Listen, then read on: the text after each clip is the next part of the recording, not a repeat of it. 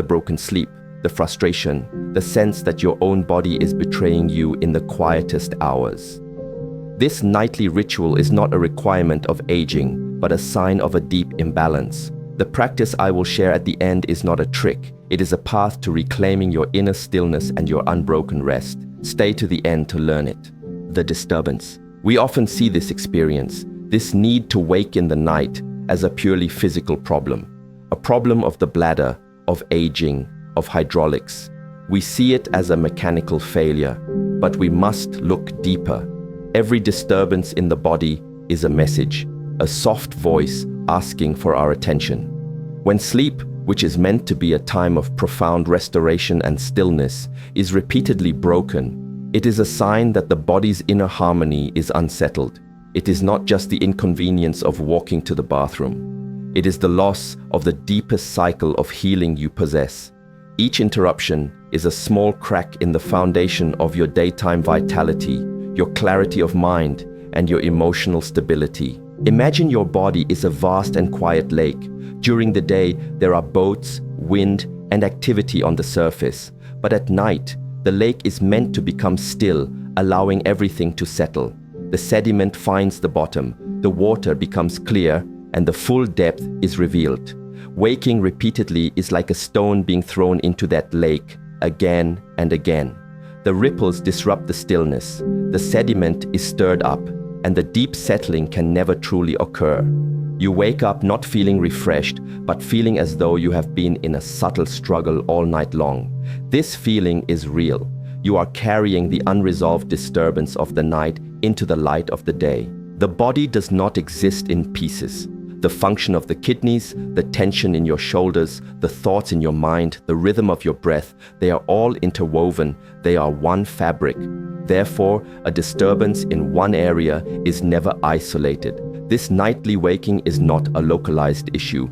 It is a symptom of a systemic imbalance. It speaks of a lack of integration between your structure, your energy, and your awareness. Our approach then cannot be to simply patch the symptom. We must seek to understand and restore the harmony of the whole system. This requires a shift in perspective. We must move from seeing our body as a machine that is broken to seeing it as a natural landscape that has fallen out of its innate peaceful equilibrium. This journey is not about fighting your body or forcing it into submission. It is a journey of listening, of becoming quiet enough to hear the message behind the symptom. The frustration you feel is understandable, but it is also a form of energy that creates more tension and more disturbance. The first step is to change our relationship with the problem itself, to see it not as an enemy to be defeated, but as a guide, a teacher that is pointing us towards a part of ourselves that requires care, attention, and a new way of being. By approaching it with curiosity and patience, we can begin to untangle the knots that lead to this nightly unrest. The path to quiet nights begins with a quiet mind. Superficial actions. In our modern world, when we are faced with a problem, our first instinct is to find a quick, direct, and often external solution. We want a trick, a pill, a simple rule to follow. When faced with waking at night, the most common advice is painfully obvious. Stop drinking water. People are told to limit their fluids for hours before bed, to essentially turn off the tap in the hopes that the reservoir will not overflow. And on a very surface level, there is a logic to this. It seems like a direct response to the issue at hand. But this approach is like seeing a tree with yellowing leaves and deciding the solution is to paint the leaves green. It does nothing to address the health of the roots. This strategy of severe fluid restriction often creates more problems than it solves. Your body is a vessel of water.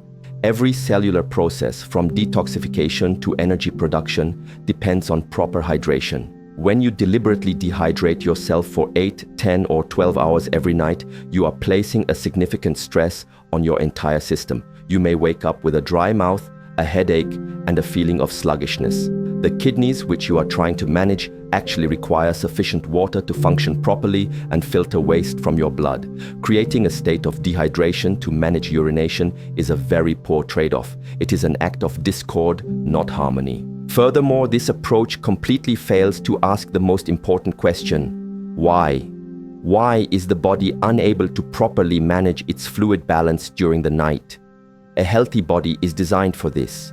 It has intricate hormonal systems in place, like the release of antidiuretic hormone, ADH, which naturally tells the kidneys to concentrate urine and produce less of it during sleep. A healthy physical structure does not put undue pressure on the bladder. So if these systems are not functioning as they should, the question is not how to give them less work to do, but how to restore their intelligent natural function. The superficial action of drinking less is an admission of defeat. It is saying, my body is broken and cannot be trusted, so I must cripple it to manage it. We must cultivate a deeper trust in the innate wisdom of our bodies. The solution is rarely found in deprivation or by working against the body's needs. The true path lies in understanding the root of the imbalance and then gently, patiently guiding the body back into harmony. It's about creating the internal conditions for the body to do what it is naturally designed to do. This requires us to look past the symptom and investigate the deeper patterns of tension, breath, and thought that are creating the disturbance. The answer is not in an empty water glass. It is found in the stillness of the body and the quiet of the mind. Body's foundation. Your body is a structure. Like a house, its integrity depends on its foundation and the alignment of its frame. If the frame is twisted or compressed, it puts pressure on everything inside. Many of us, especially as we age, have developed patterns of posture that create a constant, subtle pressure downwards into our core. We sit for hours, we slouch, our shoulders round forward, our chest collapses inward. This seemingly innocent posture has profound consequences for the space within our torso. It compresses the entire abdominal cavity, squeezing our internal organs together like items in an overpacked suitcase. Think of your diaphragm. It is a large, dome-shaped muscle at the base of your ribs. It should be the main engine of your breath. Below it sit your liver, stomach, and intestines. Below them, at the very base of your pelvic bowl, rests the bladder. In a person with open, upright posture, there is ample space. The organs are not compressed. The diaphragm can move freely, but when you slouch, the top of the house collapses downwards. The diaphragm becomes flattened and restricted. The weight of the chest and shoulders bears down on the abdomen, and this pressure is ultimately transferred all the way down to the bladder. You are living with a constant low-grade pressure on the very organ you want to be calm at night. During the day, you can often compensate for this. You move around, you stand up, and the pressure shifts. But at night, when you lie down, these postural tensions do not simply disappear. The pattern of compression that you hold all day long remains locked in your fascia and muscles. You take this state of internal pressure to bed with you, and so the bladder, which is already under more stress than it should be, is more sensitive. It signals the sensation of being full much sooner than it otherwise would. Not necessarily because it is full of fluid, but because it is living in a high-pressure environment. It has no room. Therefore, the first part of the true solution is to reclaim the natural space and alignment of your physical structure. This is not about forceful exercise, but about cultivating awareness. It is about learning to sit and stand with a sense of lift, of elongation through the spine. Imagine a string gently pulling the crown of your head towards the sky, allowing each vertebra to have a little more space. Let your shoulders relax down and back, opening your chest. This simple act of creating length in your spine begins to decompress your core. It lifts the weight off your internal organs and ultimately off your bladder. It is like opening a window in a stuffy room. By restoring the integrity of your body's foundation, you create the internal space necessary for all of your organs to function in peace without pressure. This physical realignment is the soil in which a quiet night's sleep can grow. The breath. The breath is the most powerful tool you possess for changing your internal state. It is the bridge that connects your conscious mind to the automatic functions of your body. Yet for most of us, our breathing is a forgotten art. We have fallen into a pattern of shallow, rapid breathing that is confined to the upper chest. This way of breathing is intimately linked to the state of stress, the fight or flight response. It is a survival breath, not a breath of peace and restoration. and it directly contributes to the problem of a restless night. When you breathe using only your chest, your diaphragm, that great muscle of respiration remains locked and underutilized. It does not descend properly. Instead, you use the smaller secondary muscles in your neck and shoulders, which creates tension. This pattern of breathing does not just fail to relax you, it actively reinforces a state of internal alert. Furthermore, it perpetuates the physical compression we have just discussed. A locked diaphragm cannot massage and mobilize the organs below it. It becomes part of the rigid structure that presses down on the bladder. The way you breathe becomes a physical weight. Now consider a different way. The deep, slow diaphragmatic breath. This is the natural breath of a sleeping baby, the breath of a body in a state of profound calm. When you practice this breath, the focus is on allowing the belly to expand gently on the inhale and soften on the exhale. On the inhale, the diaphragm contracts and moves downwards, creating a vacuum that draws air deep into the lungs. This downward movement gently pushes on the abdominal organs, and in response, the belly wall expands. It is a beautiful, wave-like motion. This is key. It is not a forced pushing of the stomach, but a relaxed allowing. This simple act of changing your breathing pattern from the chest to the belly has immediate and profound effects. First, it manually de-stresses the nervous system. Slow, diaphragmatic breathing is one of the fastest ways to shift your body out of the stressed sympathetic state and into the calm, parasympathetic rest and digest state. This is the state your body needs to be in for deep sleep and for the proper hormonal regulation of your kidney function. You are sending a powerful signal to every cell in your body that you are safe and it is time to rest. Second, it begins to mobilize and release the tension in your core. The rhythmic, gentle movement of the diaphragm acts like an internal massage, breaking up the patterns of compression and creating more space. By cultivating a practice of deep, conscious breathing, especially in the evening before bed, you are actively reorganizing your internal environment. You are releasing the physical pressure on your bladder, you are calming the alarm bells of your nervous system, and you are preparing the entire body-mind for deep, restorative sleep. The breath is the master key. It unlocks the tension in the body's foundation and soothes the agitation that keeps you from finding peace. It is the most direct path to influencing the systems that have fallen out of harmony. Unsettled mind.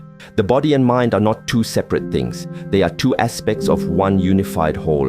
An unsettled mind creates an unsettled body, a mind that is filled with worry, planning, replaying events of the day, or anxious thoughts about tomorrow cannot command the body to be still and rest. This mental activity is not just harmless noise. Every thought you have is a biochemical event. Anxious thoughts in particular keep your nervous system in that state of high alert we have discussed. The mind believes it is facing a threat, and the body dutifully prepares for battle, even if the threat is just a memory or a worry. This constant mental chatter is a primary driver of poor sleep. You might manage to fall asleep out of sheer exhaustion, but the underlying state of alertness remains. Your nervous system is still simmering on a low boil all night long. This prevents you from entering the deepest, most restorative stages of sleep, where the body's healing processes are most active.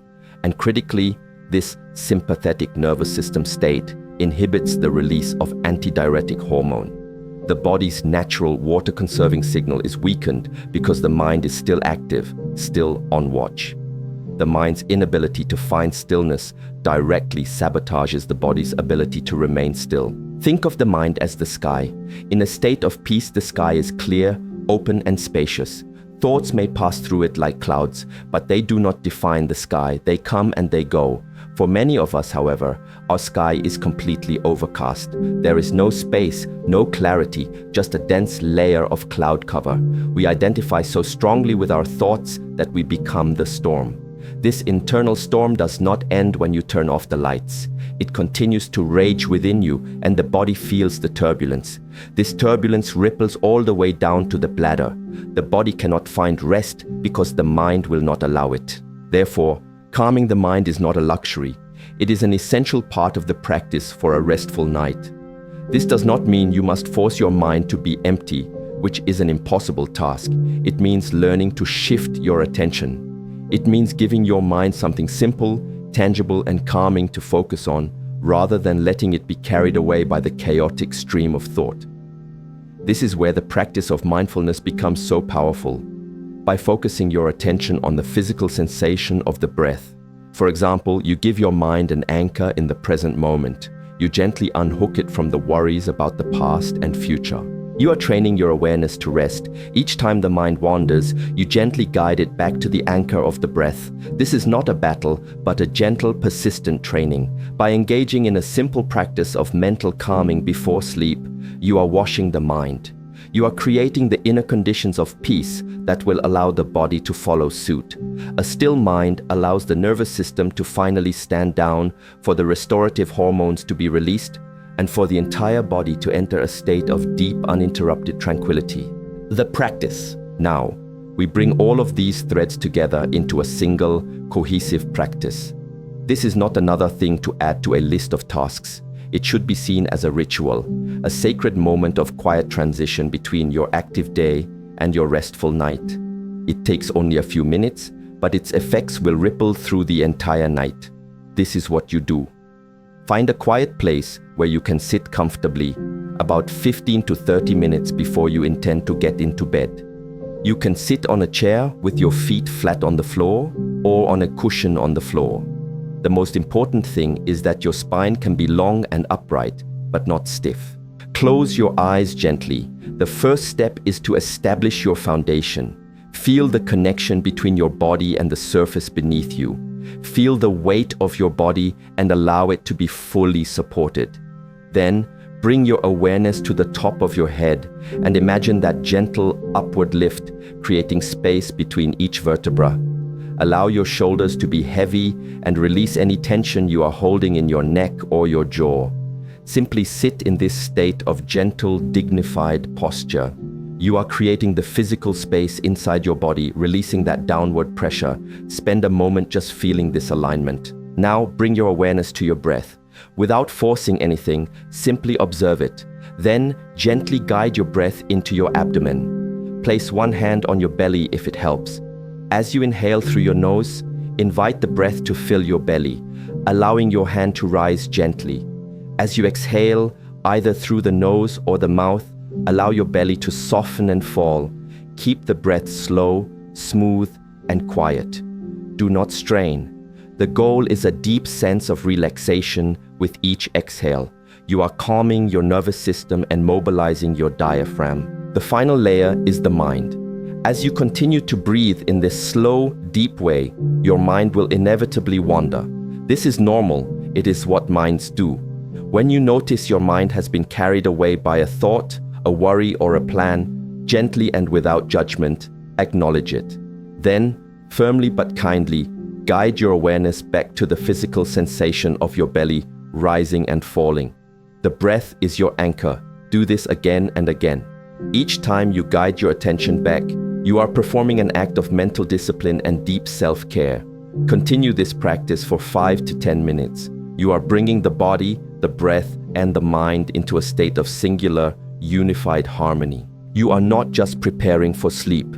You are cultivating a state of inner peace that will stay with you through the night. This practice, done consistently, reteaches your body its natural rhythm of rest. It restores the harmony that allows for deep, unbroken sleep. You are not fixing a problem with your bladder. You are re-establishing a connection with your own inner stillness. And from that place of stillness, true health and profound rest can finally emerge.